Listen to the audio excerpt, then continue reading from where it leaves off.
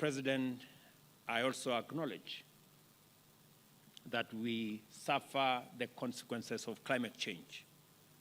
And I want to thank you for sending your deputy for the Africa Climate Summit, which we held in Nairobi between the 4th and the 6th of last month, and that together we're going to formulate a common position as we go to COP28 in Dubai beginning next month to ensure that Africa makes its full contribution at this very crucial stage, especially in managing the effects of climate change that is ravaging our countries.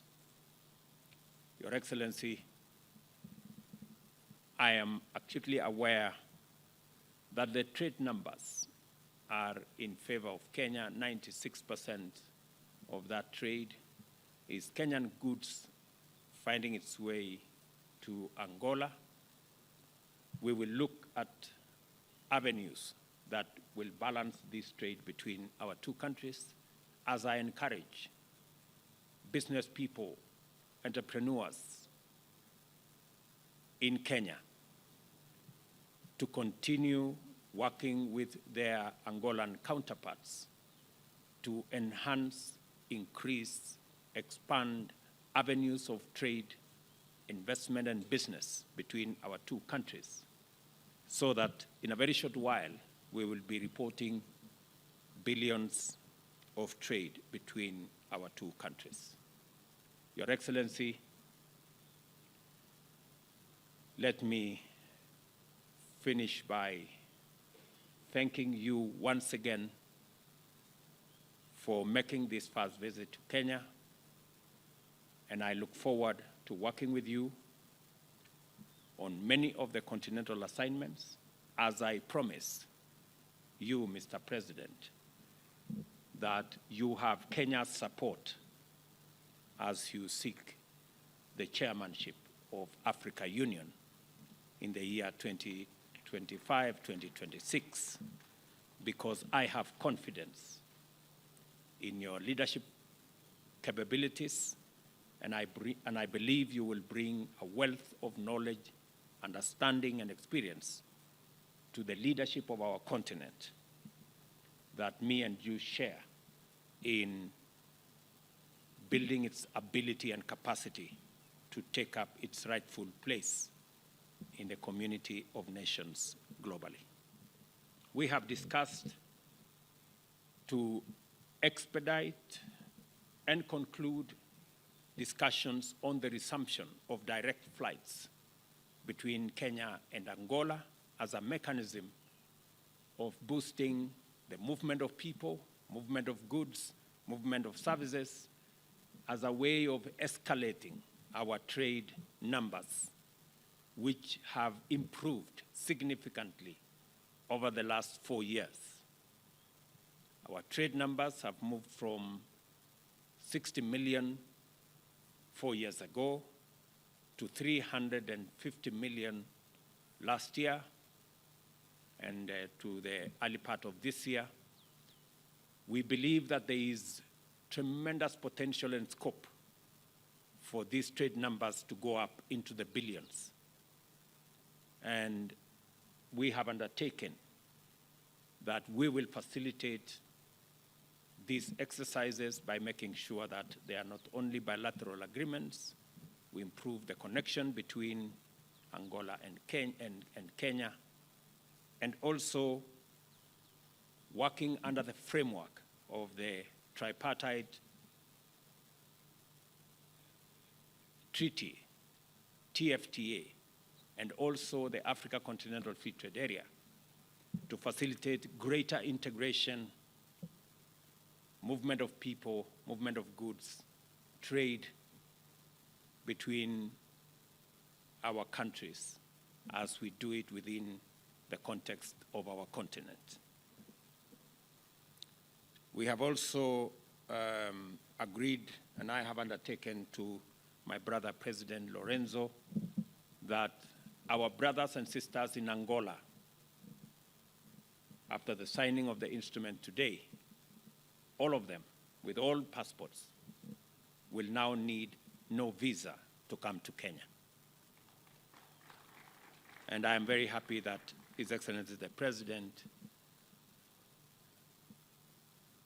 has agreed that Angola will equally consider the same when they go back home.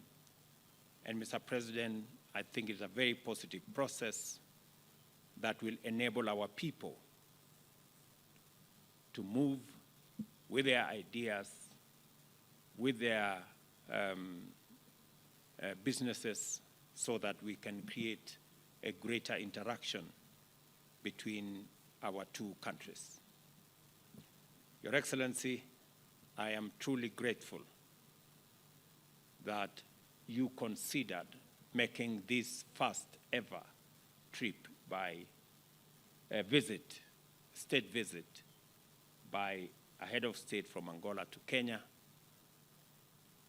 I want to commit to you and to the people of Angola that in Kenya they have true friends and they have partners to work with for the progress of our two countries and for the progress of our continent.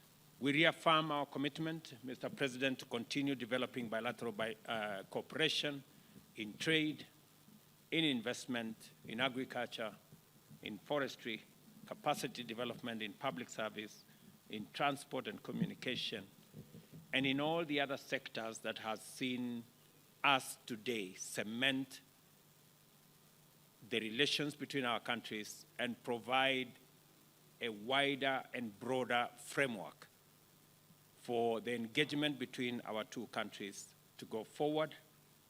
We've just witnessed the signing of 11 bilateral legal instruments that will now underpin and provide a framework and a firm foundation for the growth of our bilateral relations, for the growth of our business relations, investment, and trade relations. Mr. President, all the MOUs that we have signed today on telecommunication and ICT, on oil and gas, mining and geology, health collaboration, capacity building in public service, and cooperation in our respective diplomatic academies, these frameworks will unlock the potential of our commerce, our trade, our government-to-government and people-to-people relations. President Lorenzo and I agree on the need to ensure improved people-to-people interaction. And the democratic credentials of Angola reflect the deep relations between our two countries and our common belief in the power of the people to run the affairs of their governments by electing leaders of their choice. We're very proud, Mr. President, of your re-election last year by an overwhelming endorsement by the people of Angola in a democratic, free, and fair election.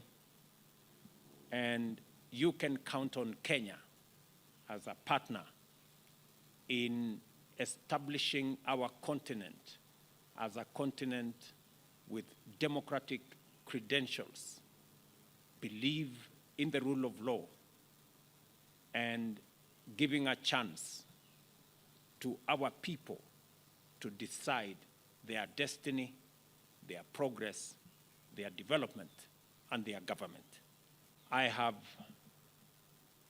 briefed Mr. President on what Kenya is doing alongside our East African community partners in stabilizing Eastern DRC. I have also congratulated President Lorenzo for his not just participation, but leadership in especially the mediation efforts between DRC and Rwanda, and the leadership under ICGLR on managing the affairs with us in Eastern DRC.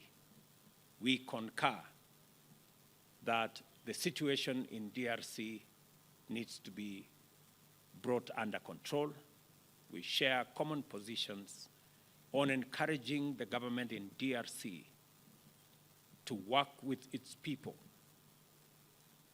in finding the mechanism that will enable the people of DRC, especially in the eastern side of DRC, to engage in dialogue, in consultation, and we are prepared under the Nairobi process to work out a mechanism for dialogue and consultation to facilitate M23's cantonment after an agreement on what happens after the cantonment exercise.